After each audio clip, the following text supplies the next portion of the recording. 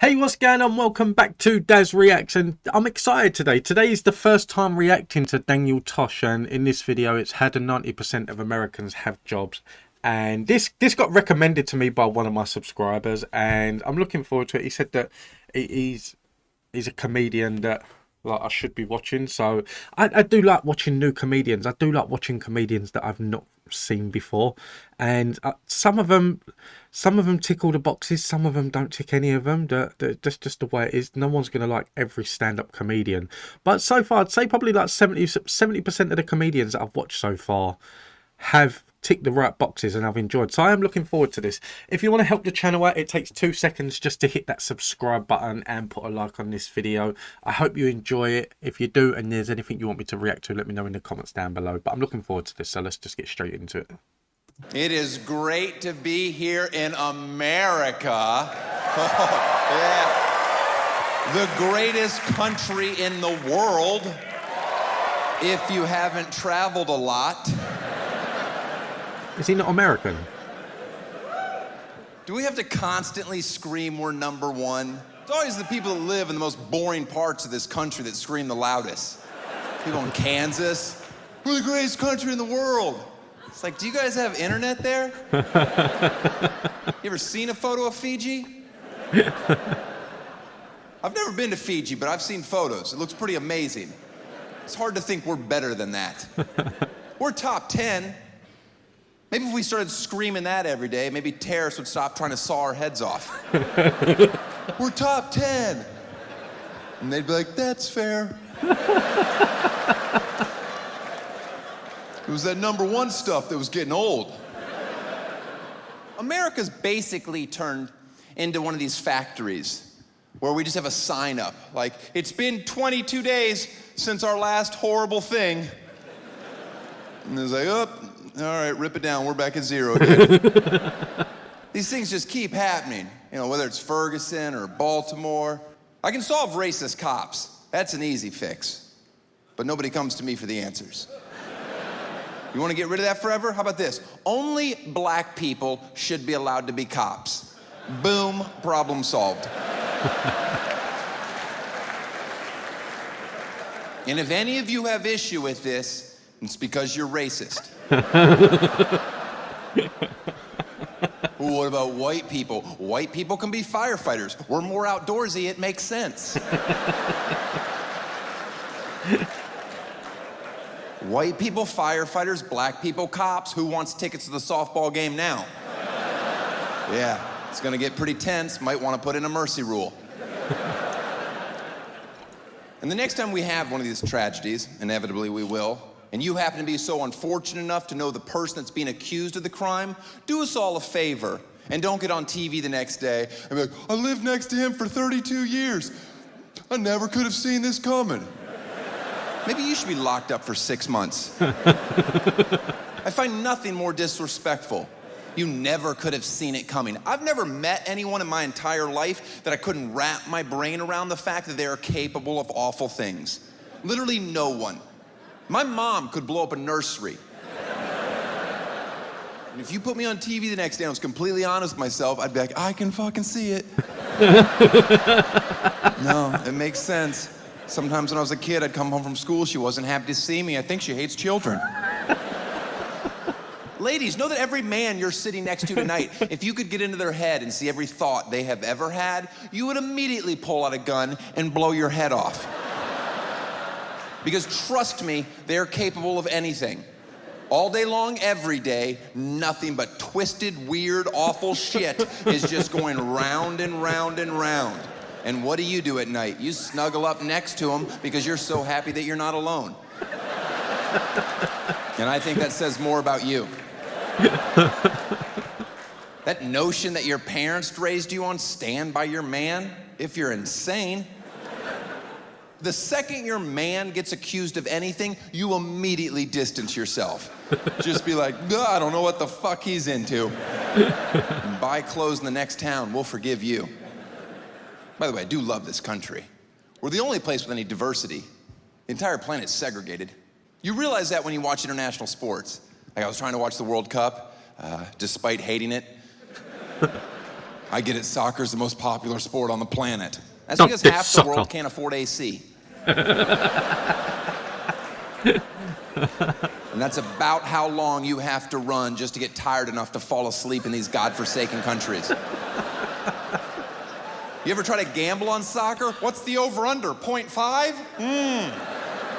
How much time's left? It's a secret. I'm out. But we have diversity. Other teams don't. Or if you look at the Olympics, you look at our U.S. gymnastics squad. We have an Asian girl, a white girl, a black girl. Look at the Chinese squad.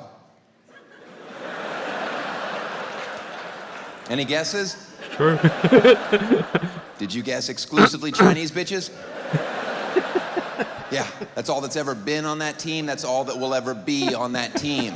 And they wonder why they're not getting golds anymore. Well, you better get a Harlem in China. You think snapping together iPads all day is tough? It is not as tough as it used to be. Now they have suicide nets around their building so they can jump out, bounce right back. Sorry, boss, just need some fresh air. Back to making Americans more stuff? You got it. This is a tough joke to do as a white comedian, but here goes. Because where this country is now, from where we came from, is pretty remarkable. There's nothing more shameful in our country's past than slavery. Okay, that's horrible. But I've grown up in a generation where I've idolized black people my entire life. They are better at everything. So the fact that we pulled off slavery, I've already said it's awful. That's off the table. I'm just saying it's kind of neat. I mean, at any point, they could have been like, you know we can just run away, right? You're not going to catch us. And you will never catch us. And if you do, we will beat the living shit out of you. All right, that's about how well that joke should go over. There's a fine line between appreciating the sarcasm and, ooh, this feels like a rally. And you did well. That's a joke I do not do everywhere. No. That's a joke. If the audience gets a little too excited, I shut it down. You start hearing a couple yee-haws, trouble's a brewing. Guns are blazing.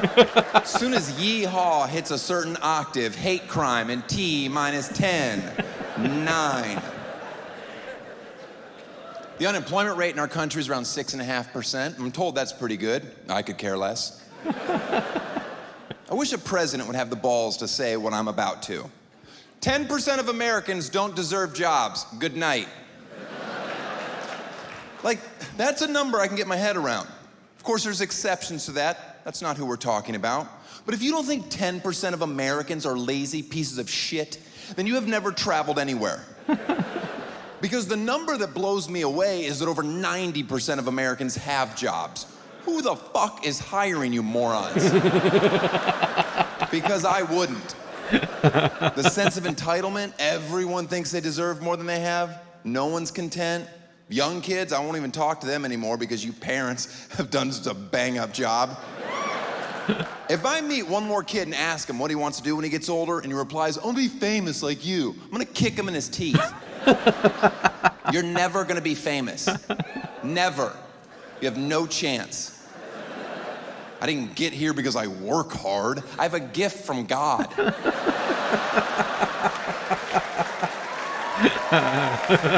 Everybody gets their 15 minutes of fame, buddy. Excuse me? That's an average. Yeah, that's 0 for you, 0, 0, 0, 0, 0, 0, 20 years, 0, 0, 0, 0, 0. Everybody gets 15 minutes. You know Andy Warhol was on drugs when he said that, right?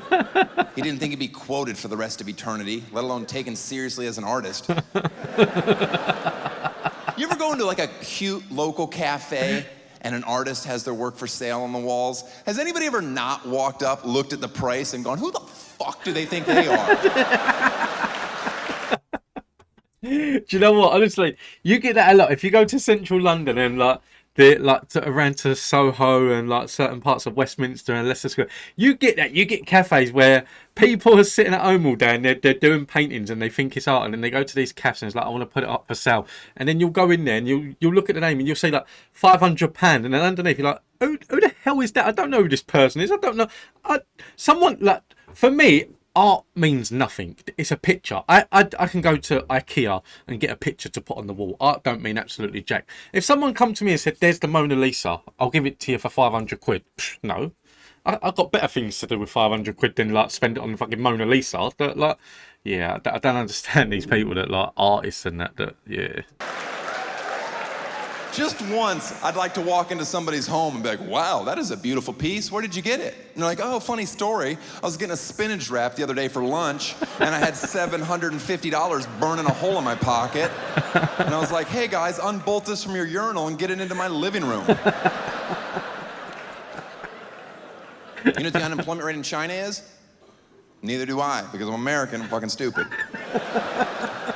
It's got to be low, right? Those people get up at 3 in the morning to practice the violin for 4.5 hours. Then they work on math for 12 hours, and whatever's left, they're ninjas. If you think for 1 second we will ever catch up with them, you are out of your mind. Just sit at home and be patient until they take over. And quite frankly, they deserve our country. I go, oh shit, China's here. Do we take off our shoes? How does this work? Do you know what? I'm not gonna lie. I found that funny. I did. I didn't know what to expect from him. That when he got recommended, they said like he comes in like small pieces. So I was surprised to actually see a longer clip of him doing his. But yeah, I'm not gonna lie. I really did enjoy that. I really did. He is someone that I would watch more of. That I like that. He's straight up. He doesn't really give a crap, and he's gonna push the boundaries on what he can and can't talk about and things like that. So. Yeah, no, I really do. He's another one that, like I said, that I react to comedians that sometimes I like, sometimes I don't like, and things like that. He is one that he would go into the like column. He would. He's a comedian that I like to go based on, like, if I'm watching a comedian, whether I find them funny or not. Like, to watch more of them, I go based on if they was in London doing a gig, would I go and watch them? And that's one that I usually go on. And if he was in London doing a gig, I would go and watch him. So. Big win, big plus. So more Daniel Tosh to come in the future. I hope you enjoyed this video. If you did, please don't forget to hit that like and subscribe button. I will be uploading daily. And if there is anyone else that you want me to react to, just let me know in the comments down below and I will add it to the list. But until the next video, take it easy.